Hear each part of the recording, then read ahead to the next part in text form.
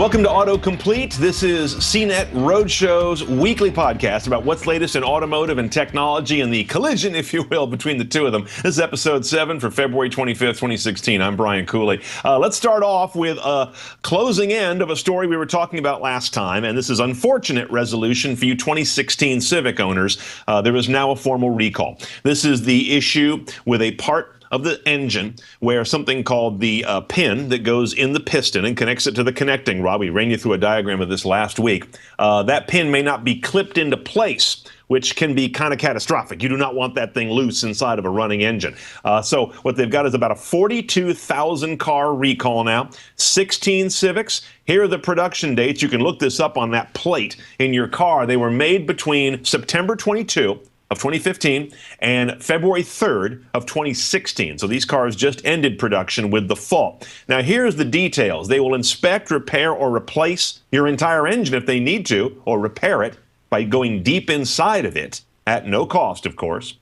There will not be parts available to do this, though, until summer of this year. So even though the recall is out now, they do not have an immediate fix. That can be a little nerve-wracking if you're driving one of these cars. That could be a bit of a breakdown time bomb. If you want to talk to Honda about it, here's a phone number, 888-234-2138, 888-234-2138, and the recall number on this is JX9. J as in John, X as in X-ray, 9. That's the Honda recall. If you want to call and talk to corporate, that's where you can reach them. So that's what's happening latest on the Civic recall. Unusual for Honda to have such a fundamental issue. In fact, we're reading in the actual recall notice that some of the engines don't just have the clip that holds the piston pin in place improperly installed. Some of them apparently don't have it at all. I'm almost surprised those engines ran beyond leaving the dealership driveway.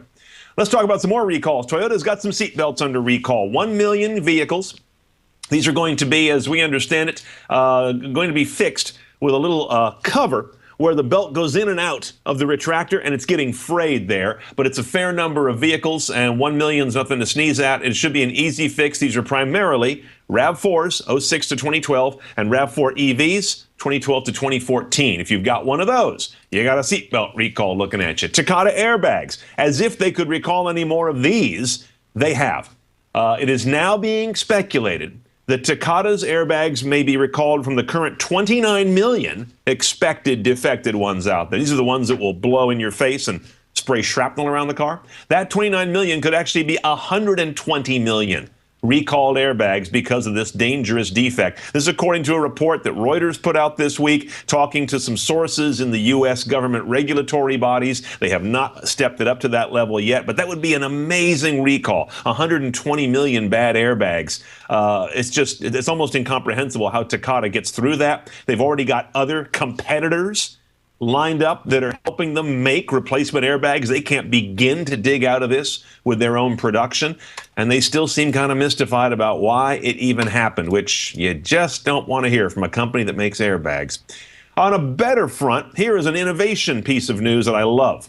It's just been approved by the U.S. regulators that General Motors can use video rearview mirrors. This has been so long in coming and is so cool. The idea is that you've got the rearview mirror, the one that's up here in the middle of your ceiling of your car, is normally a reflective mirror. But if you hit a button, it becomes a video screen, a narrow, wide video screen using a camera in the back of the car. So you no longer see the heads of passengers in the mirror. You don't see the seats behind you in the mirror. You don't see the pillars, all that junk you stuck in the back of your crossover. It all disappears, and it's like you're looking out of the back of your car, and your car is cut off right behind you. It's brilliant.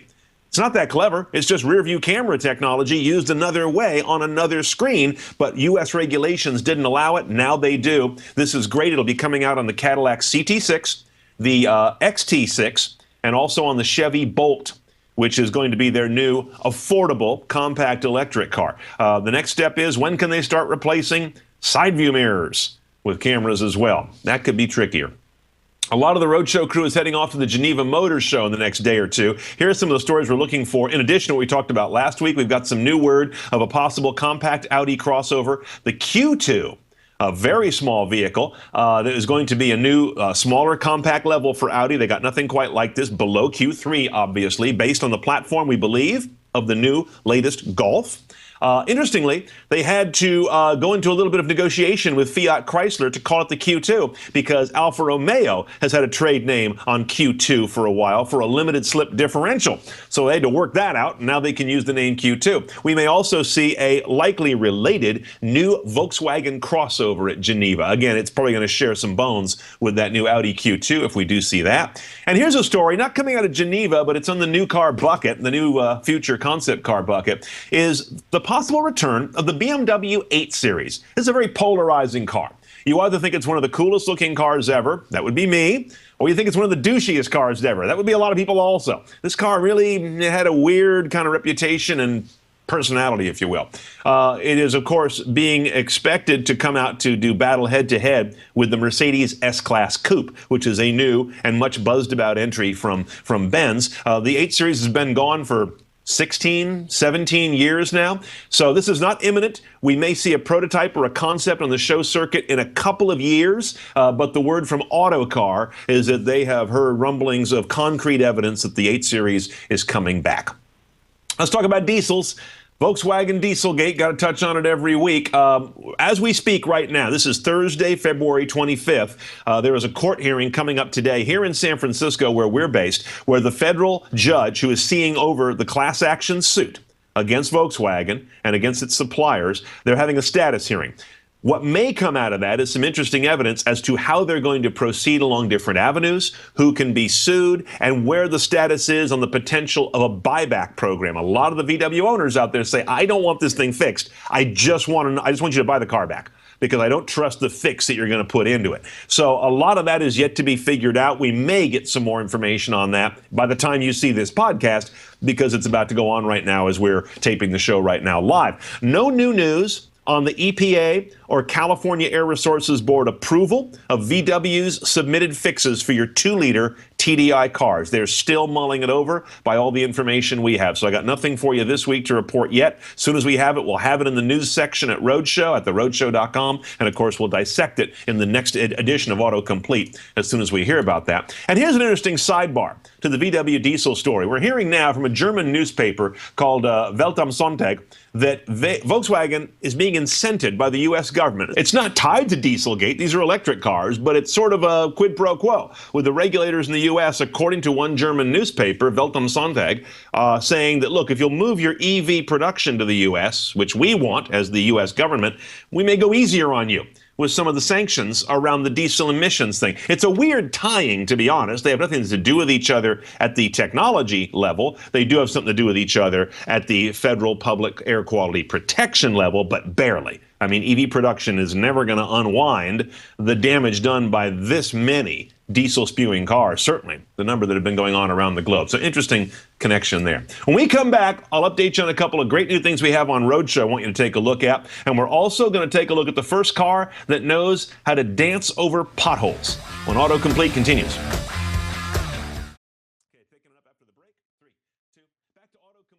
Back to AutoComplete, Episode 7. I'm Brian Cooley, editor-at-large for Roadshow. Tim Stevens, our editor-in-chief, normally is with me. He is on assignment this week. So here we go. Some things going on at Roadshow I want you to take a look at. I'd like to handpick just the most interesting stories for you. We have one of our new Rivals videos. That's where we take a handful of cars, usually 3, that are direct competitors in a sector and put them head-to-head with a different editor in each one to get a variety of takes. And this one we've got for the 7-seat luxury SUV. XC90, the Acura entry is in there, and we're also taking a look at what Audi's doing in the space with Q7. So that's a great Rivals to take a look at with Antoine Goodwin, Wayne Cunningham, and Emmy Hall. We also have a great piece by Chris Paukert on how autonomy is the new luxury. You're really hearing a lot about this from the luxury car makers saying, you know, we've gone as far as we can with leather and wood and lots of cylinders. The new luxury is pushing autonomy hard and turning the car into a rolling living room where you actually get your time back in a great place to get it back while the car handles the driving. Good thing piece by Chris. And also we have a new one of our lists that people love. Our editor's picks this week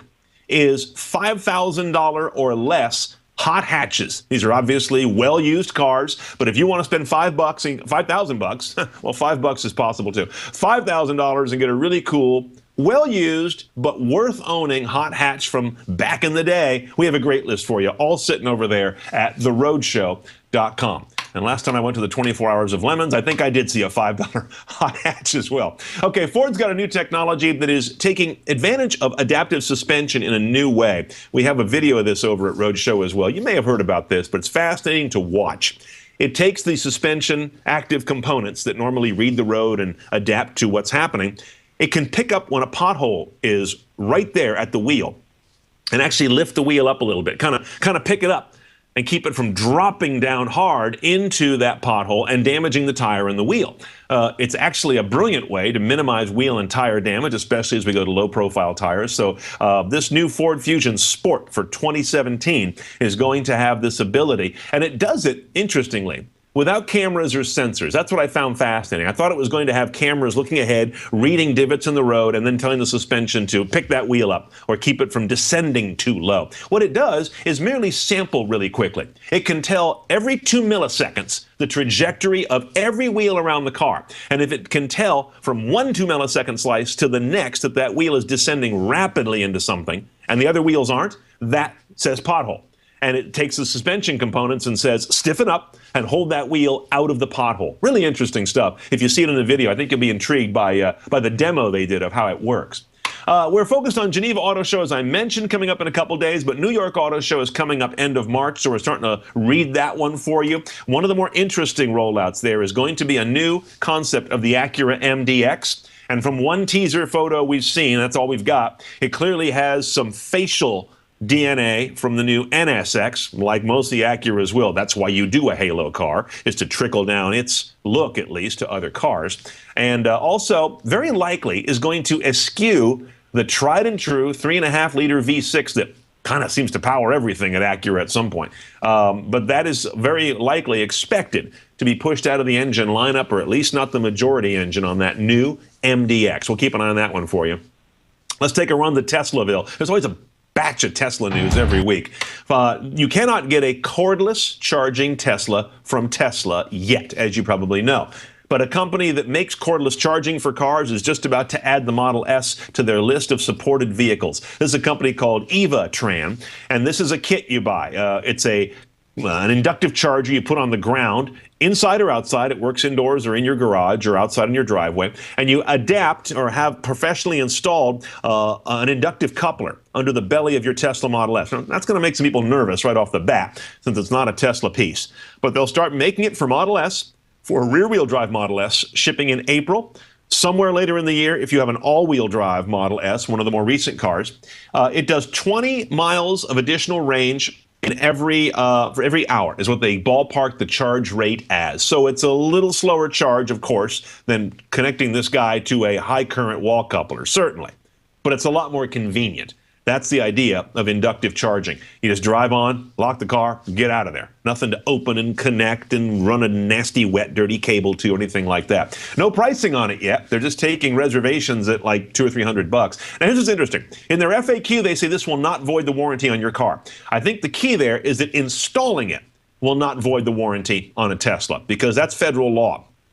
If it does something bad to the car, as I understand Magnus and Moss, that could be a place for Tesla to push back and say, the damage to your car was caused by this aftermarket charger. Go talk to them. That's how that Warranty Act works at the federal level. We did a piece on that at CNET on Cars not long ago. So just bear that in mind. Now, I've got no reason to believe that Eva Tram's not building a good charging product here, but they also say they will pick up any cost of repairs caused by their equipment, and especially that car-installed coupler that goes under the belly of your vehicle. They make these for other EVs. It's the first time they've done it for a Tesla. 500 miles of free towing now if your Tesla Model S ever needs it. That's a big jump from the previous offer of 50 miles from the factory. They just made a huge jump. If you ever need to go to a service center, they will pick up that thing and take it 500 miles. That's a long damn way. But I think this is partly in response to the fact that Tesla's dealer network isn't exactly in every street corner and hasn't gotten that ubiquitous since they've launched. They got a lot of folks that bought the car that live out in Montana and are saying, you know what, I'm still not near a dealer. Help me out here. So 500-mile towing is now complimentary with your Tesla S ownership. A new referral program. You know, Tesla doesn't do TV ads like every other car maker in the world, but here's one thing they're doing to promote their cars. This is a referral that if you get someone to buy a new Model S and take delivery by tax day here in the U.S. by April 15th, first of all, they will get $1,200 off on home charger install. That's important. Without a home high current charger, electric cars are just not really practical in most cases. Secondly, what do you get? You get entered to win a free trip for 4 down to SpaceX, which is Elon Musk's other company, down in the LA area, and learn what he's doing in his efforts to create common space travel for the average person. And more importantly to me, you also get a free Tesla.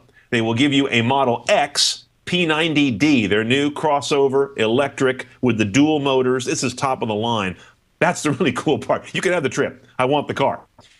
Tesla has got one last thing they announced this week, which is more of an internet story than a car story, but you no longer have to go to teslamotors.com to get to Tesla. You can now finally go to tesla.com. They have scored the domain that is the most natural, simple, and obvious one. The story is interesting. We don't know who paid how much to get this, under what sort of coercion, duress, negotiation, chat over dinner or cocktails. No details coming out about that. We do know this. It was owned by a guy in Silicon Valley for, I think, a couple decades, Tesla.com, and he didn't do a lot with it. He had it because he's a big fan of Nikola Tesla.